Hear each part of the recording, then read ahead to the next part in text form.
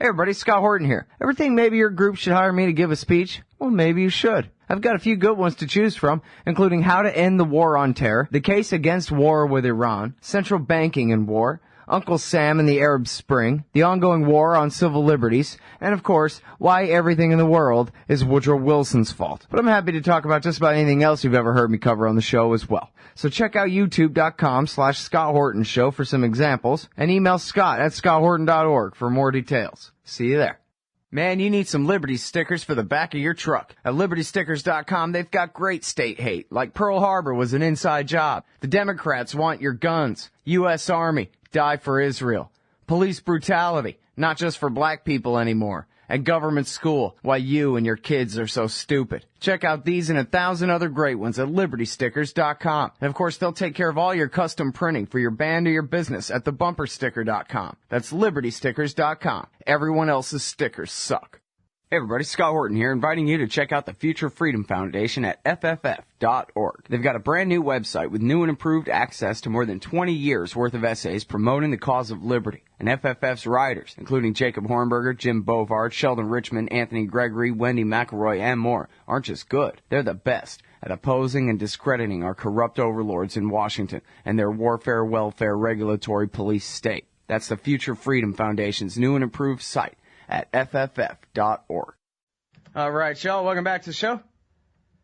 I'm Scott Horton. On the line is the other Scott Horton, heroic anti-torture international human rights lawyer and writer, contributing editor, something like that, at harpers.org. He lectures at Columbia Law School in New York City, and he's the former chair of the New York Bar Association's Committees on Human Rights and on international law, something, I forget now. Welcome back to the show, Scott. How are you? Hey, great to be with you. I meant to mention your blog at harpers.org, no comment. And can I ask you why it is that you've written so little at your great blog, no comment, over the last few months? Oh, well, mostly because I've been overseas doing a lot of work on a couple of new projects, so I just haven't had that much time to write. And also at Harper's, we just did a complete overhaul of our website, so we were taking everything down and putting up a new website, which is now up and running. Yeah. But I promise to make amends and write more. Okay, good. But you're not gone. No, definitely not. I've actually gotten concerned emails from people saying, what happened to the other Scott? So. Oh, no, still around. Yep, there you go. I'm sure out there doing heroic work against torture and such around the world. So, let's see. European court condemns CIA extraction techniques as torture. That's pretty precedent-setting, isn't it? The European court. Which European court, and what exactly did they condemn? Well, it's the European Court of Human Rights, which is, depending on how you reckon it, may be viewed as the highest court in Europe. It's a court of ultimate jurisdiction that deals with the European Human Rights Covenant from all the European member states, 25 countries altogether. This case, this is the first time we've had a high court deal with the legality of the CIA's extraordinary renditions program. And there was, we have a number of courts that have been presented with that issue. And in the United States, they've all ultimately ducked it, saying that they had no jurisdiction to deal with it because of state secrecy claims brought by the U.S. government. But the Grand Chamber of the European Court for Human Rights did not duck it. It took the issue head on, and it ruled, in fact, that the extraction preparation techniques that were used by the CIA did constitute torture. It found that Khalid El-Masri was tortured when he was seized and dealt with on an airfield in Macedonia, and was later tortured when he was moved by the CIA to their prison in Afghanistan. So it's a remarkable decision, very important decision, and they awarded damages to El-Masri, but more importantly, at the end, they castigated two governments that were involved, saying, this is a clear case where an individual was tortured, and you failed to conduct a proper criminal investigation and bring charges against the people who perpetrated this torture. And these are people who are known, of course. They're a group of CIA agents. And in fact, Macedonia, which is one of the countries involved, was complicit in this. They turned the guy over to the CIA. They didn't actually torture him. But the court found that Macedonia was liable for the torture because it turned El-Masri over to the CIA. And then the other government was Germany, and the court castigated Germany for failing to criminally investigate and act on the matter. And, of course, we know through WikiLeaks that the U.S. intervened, aggressively pressured the German government to shut down its criminal investigation. So here we have the highest court in Europe criticizing the German government for doing that and insisting, in fact, now that the German government reopen the case and continue the prosecutions. Mm-hmm. All right. Well, so I got a lot of questions already. First of all, when you say that the other courts had ducked it based on the excuse of U.S. secrecy, was it somehow they were saying that they were bound by American claims of secrecy on documents that they had, or they were just saying because of American secrecy we don't have enough information to proceed, or what? Well, I'm talking about courts in the United States. Oh, I'm sorry. I thought you were saying that have been presented with this were U.S. district court cases and Court of Appeals cases. Oh, I'm sorry. I thought you were saying European courts had refused, but this one had not. But when the European courts had refused in the past, it was because they said, well, we have to give the Americans a chance to apply the law to these things first before we act. But I guess that time's over now. That's right. So Europeans had basically ducked to give the U.S. a first chance to deal with it. Mm-hmm. Okay, and now who was this Khalid El-Masri? Did he arrange the crashing of the planes into the towers?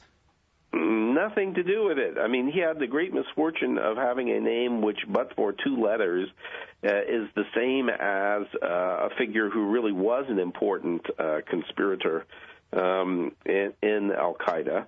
But this Khalid El-Masri was a greengrocer from Ulm, Germany, and he had been on a trip to the Balkans and showed up in Macedonia. There, the Macedonian authorities, noting his passport, noting his name was on the list, flagged it for the Americans, saying, "Hey, is this the guy you're looking for?" And then the Americans, looking at it, decided that, oh, this must be the guy.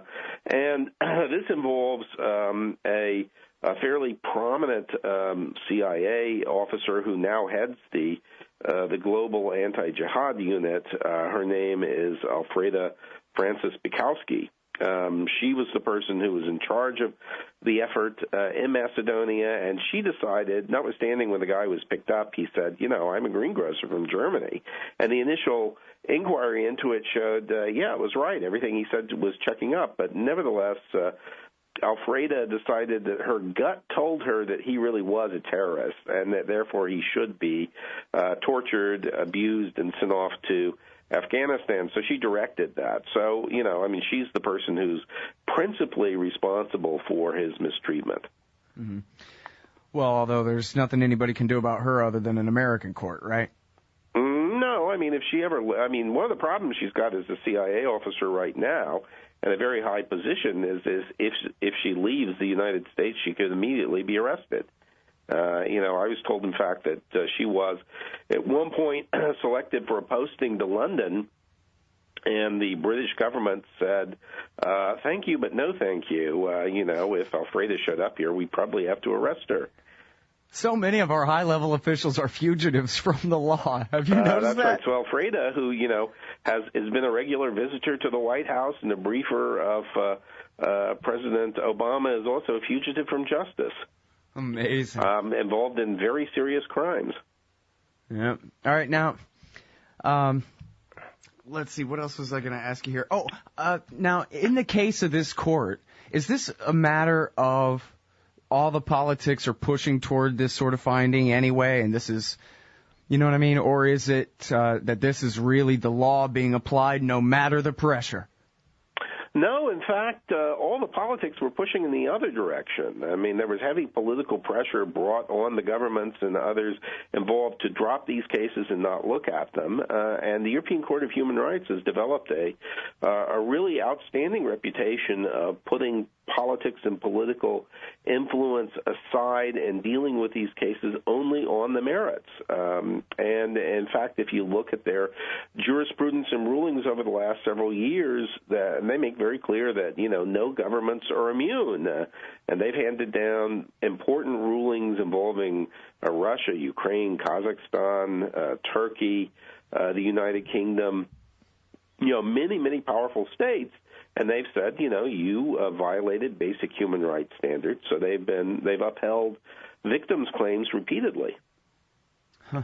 It really does make the American system of law look like a joke. We're supposed to be the model, but it just makes such a mockery, especially on this issue when there's so many names that we know of the guilty, from Dick Cheney on down. I think that's right. I think the American court decisions look absolutely embarrassing in light of this decision coming out of Europe, because here you've got a European court which deals in a almost surgical, precise way with all the facts, shows that notwithstanding the U.S. government's attempts to enshroud everything in secrecy, nevertheless, even in official documents issued by the U.S. government, there are enough facts that come out to allow conclusions to be drawn. And it points to all sorts of other independent records which, make these conclusions completely clear. And I think, on the basis of that, you've got to go back and you have to look at the U.S. federal court claims in which they say, no, state secrecy, we can't deal with these matters. And you have to wonder, well, those decisions are clearly not correct. In fact, I'd say those decisions are politically driven. So it's federal judges who don't want to embarrass the federal government in the United States, that do not want to embarrass people who are involved in appointing them to the bench. So it's a failure of independence by the American judiciary.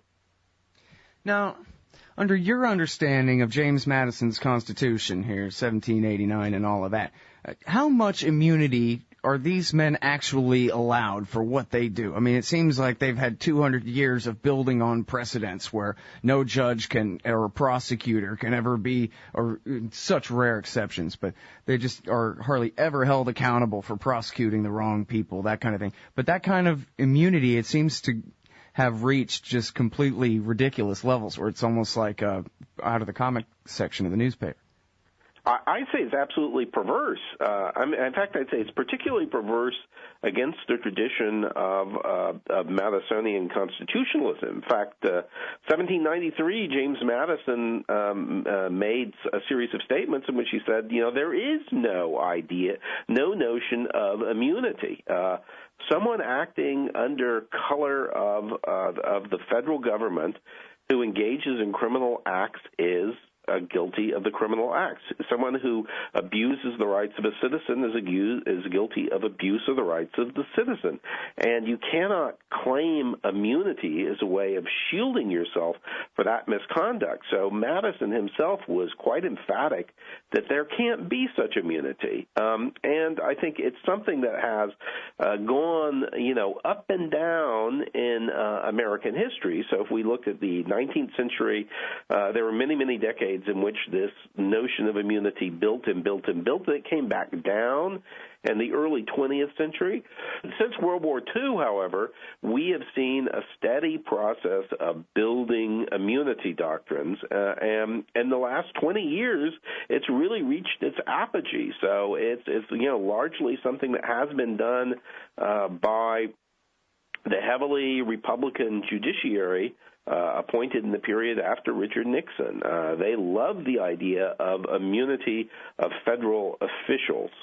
But it's not something that has its basis in constitutional doctrine, which, has traditionally held that the government actors are not above the law. They're still subject to accountability under the law. Well, now, sorry to go off on this tangent, but I got to know what you think of it. Did you see the piece in the New York Times about, well, maybe we should just abandon the Constitution anyway. We pretty much already did, and maybe we could have a better system without it. Well, I don't agree with that. I mean, the Constitution is the bulwark of our law, so, banning it doesn't strike me as a smart idea. But I think, we have reached a point where, it would be sensible to open the Constitution up for, let's say a bit of a recalibration, particularly given judicial constructs that have been put on it that may not be part of the original thinking. I mean, I think if you go back and you look at Thomas Jefferson and James Madison, both of them thought that the Constitution, to survive over time, cannot be static, that has to constantly grow and change over time through amendments, but also through the process of interpretation. Yeah. Well, the only worry there is if you ever had another convention, or certainly in this era, it would just be an absolute free-for-all of the... Well, look what's happened in Congress over the last 72 hours, That certainly doesn't provide someone with assurance that a constitutional convention would be a good thing. Yeah, I mean... It's funny, the fact that the one that was written by a bunch of slave-owning tyrants is that much more preferable to the next one. It's sort of like in Syria, all these people supporting Assad, because whatever's coming after him is going to be even worse than that, That's right. And, of course, in Britain, they are perfectly happy with the idea of a constitution that's an airy nothing. It's something that courts construe. But I think Americans feel a little bit skittish about that. And particularly, I think Americans are proud of the tradition of the Bill of Rights and a clear declaration of the rights of individual citizens. Yeah, see, that's my thing. I'm all for repealing Article 1, 2, and 3, but I want to we'll get rid of the Bill of Rights last, and Amendment 13, too. All right, so now, I guess, I wanted to give you a chance, too, for people to... It's been kind of a while, and I don't know. I sort of fear that maybe people don't care enough, but I was wondering, and you don't have to be too graphic or anything, but could you please tell us a little bit about what happened to this guy El-Masri at the salt pit tortured dungeon in Afghanistan, and could you show basically, the face value sort of case for these things are felonies under American law for people who aren't familiar? Please. Yeah, well, the court decision set out the description in tremendous detail. So they say and they describe how he was seized, how he was manacled, put in a diaper, had his clothes cut off. He was gratuitously assaulted and beaten when he was seized. That's for shock purposes. And then we know he was also subjected to some treatment using psychotropic drugs over a period of many, many months. So it's, physical beatings was one form of torture. Drugs were another aspect of it, and putting him in isolation for an extreme period of time was another aspect of it. He was also flown in manacles, chained to the bottom of an aircraft in a place that put him under constant stress. So there were many, many different torture techniques that were used, and I think very, very important. The court case here. I mean, they described what he described had been done to him, but they also pulled out a CIA memorandum that had been submitted to the Justice Department for approval, in which they described this is how we're going to treat people, and they say, well, it's interesting because his treatment matches perfectly the CIA memorandum for the way people will be dealt with in the rendition context, and they ruled that it was torture. There was no beating around the bush. It's not just humiliating treatment. They said it was clear torture.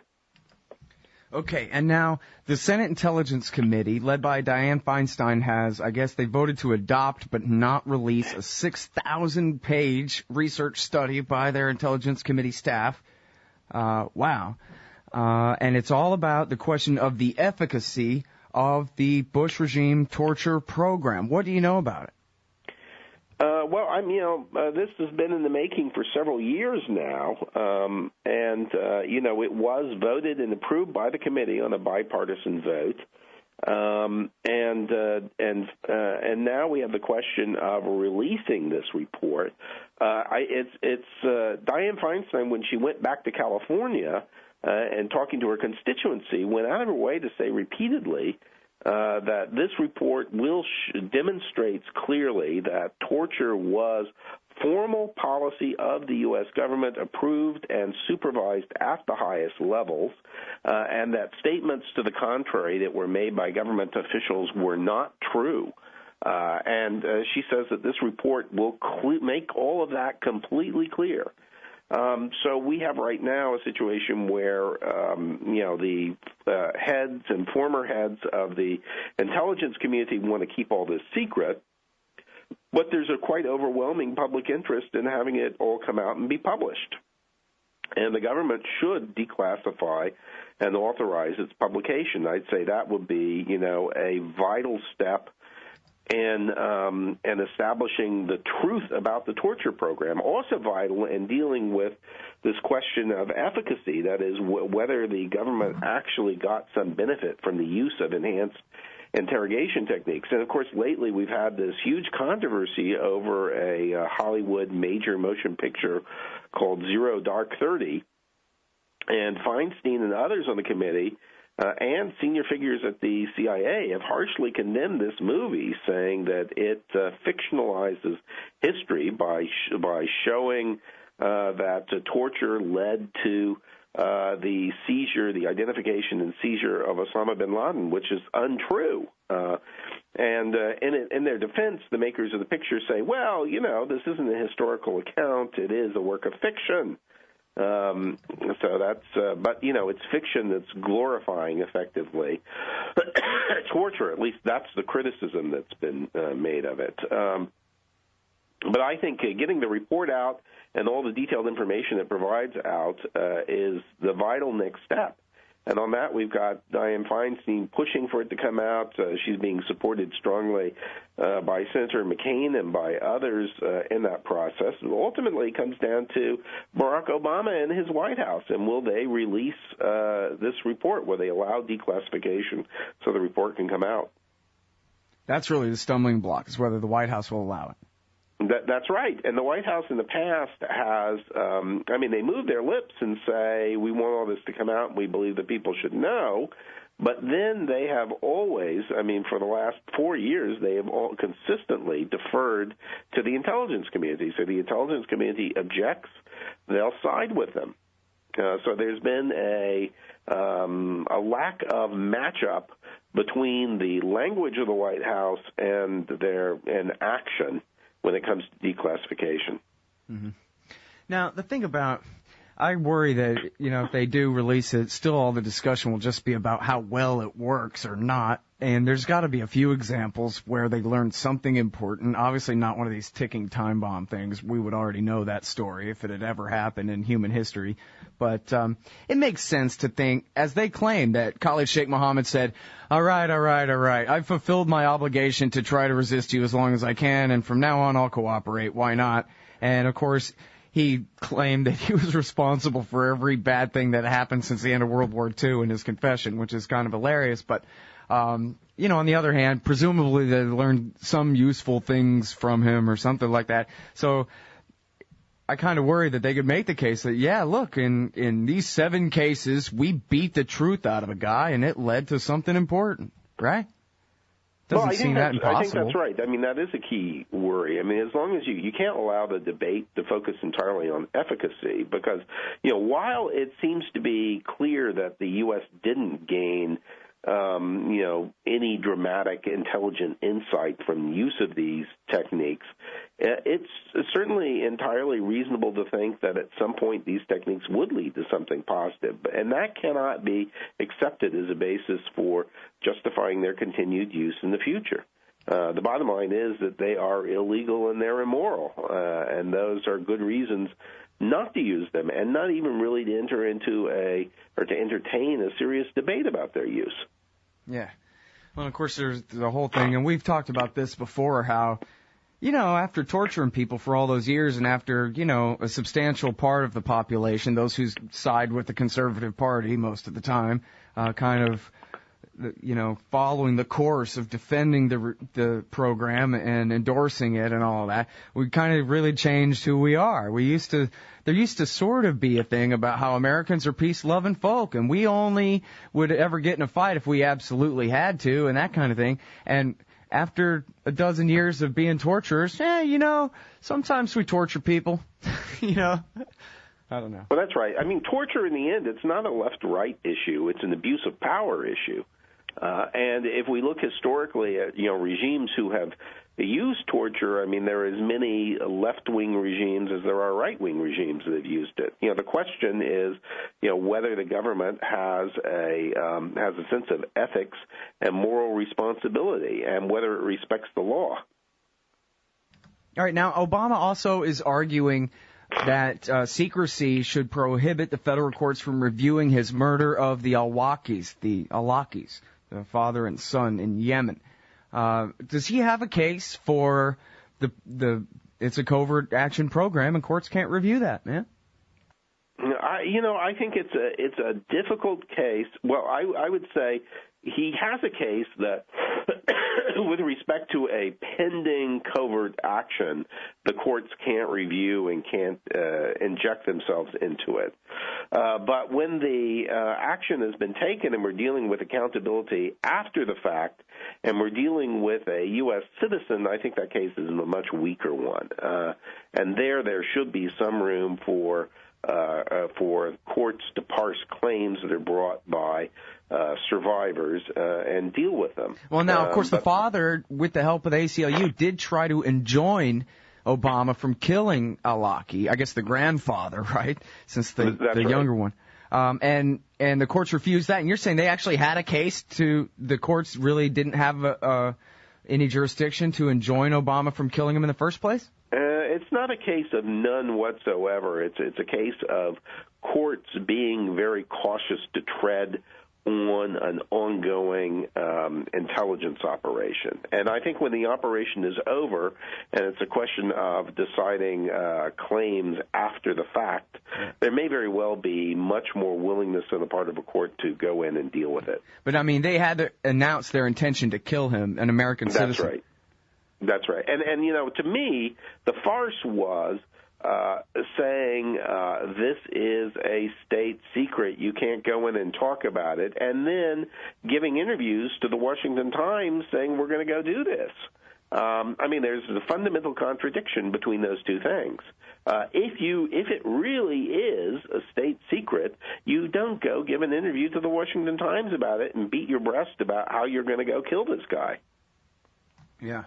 Well, and then has there been any leaks or, anonymous claims to the Post or anything about why they killed his 16-year-old boy, too?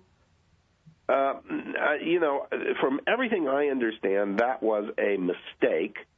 But it was a mistake that was fueled by misinformation. So they had decided that he wasn't 16 years old, that he was older, in fact.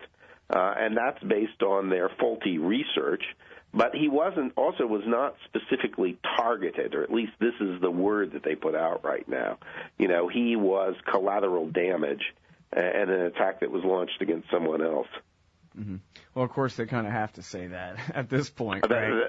That's right. And we've seen, the CIA, one of the most disturbing things that's emerged in the last couple of years is John Brennan making public statements that there have been no innocent deaths, that basically everyone who's been killed is a legitimate, fair target.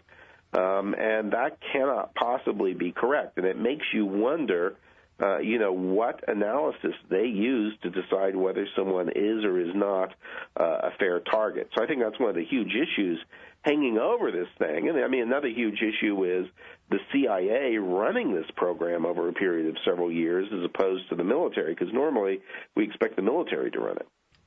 Right. Well, and I think the answer to that, right, it was Brennan and his 3 or 4 dozen best friends gave that story to the New York Times about, their qualifications are, if we killed you, then you were guilty. Unless someone can come and prove the case after the fact, then maybe we'll acquit you posthumously. which, of course, never happens. As a friend of mine who used to serve in the CIA used to tell me, when they're absolutely positive about something, then they're only wrong half the time. Right. Yeah, good times if you're a Pakistani kid these days, growing up, living life under drones. That's right. I mean, I think the question is, would you want those same sorts of evidentiary standards to be applied to someone dropping a bomb from a drone on a bar in Queens, New York? Probably not. Yeah. You probably insist on something a lot more stringent. Well, people mildly objected when they bombed Move in Philadelphia back in 1986 and Waco in 1993, and there's a little bit of pushback from things like that, but actually not so strident as you might hope for. That's true. Even when it's here in our country. People are like, law and order, man. We regale on the power of bombs and missiles, so. Amazing. One of our national traits. We got to go. Thank you so much. It's great to talk to you again, Scott. Hey, great to be with you. Happy Take New care, Year. and have a good new year. You too. All right, everybody, that is the Other Scott Horton, heroic anti-torture international human rights lawyer from harpers.org, the no comment blog. You can find him there. And, of course, he's a professor at Columbia, et cetera, et cetera. The Emergency Committee for Israel, Brookings, Heritage, AIPAC, WINEP, JINSA, PNAC, CNAS, the AEI, FPI, CFR, and CSP. It sure does seem sometimes like the war party's got the foreign policy debate in D.C. all locked up. But not quite. Check out the Council for the National Interest at councilforthenationalinterest.org. They put America first, opposing our government's world empire, and especially their Middle Eastern madness. That's the Council for the National Interest at councilforthenationalinterest.org. Hey ladies, Scott Horton here. If you would like truly youthful, healthy, and healthy-looking skin, there is one very special company you need to visit, Dagny & Lane at dagnyandlane.com. Dagny & Lane has revolutionized the industry with a full line of products made from organic and all-natural ingredients that penetrate deeply with nutrient-rich ionic minerals and antioxidants for healthy and beautiful skin. That's Dagny & Lane at dagnyandlane.com. And for a limited time, add promo code SCOTT15 at checkout for a 15% discount. Hey y'all, Scott Horton here, inviting you to check out wallstreetwindow.com. It's a financial blog written by former hedge fund manager Mike Swanson, who's investing in commodities, mining stocks, and European markets. Wall Street Window is unique in that Mike shows people what he's really investing in and updates you when he buys or sells in his main account. Mike thinks his positions are going to go up because of all the money the Federal Reserve is printing to finance the deficit. See what happens at wallstreetwindow.com. And Mike's got a great new book coming out, so also keep your eye on writer MichaelSwanson.com for more details.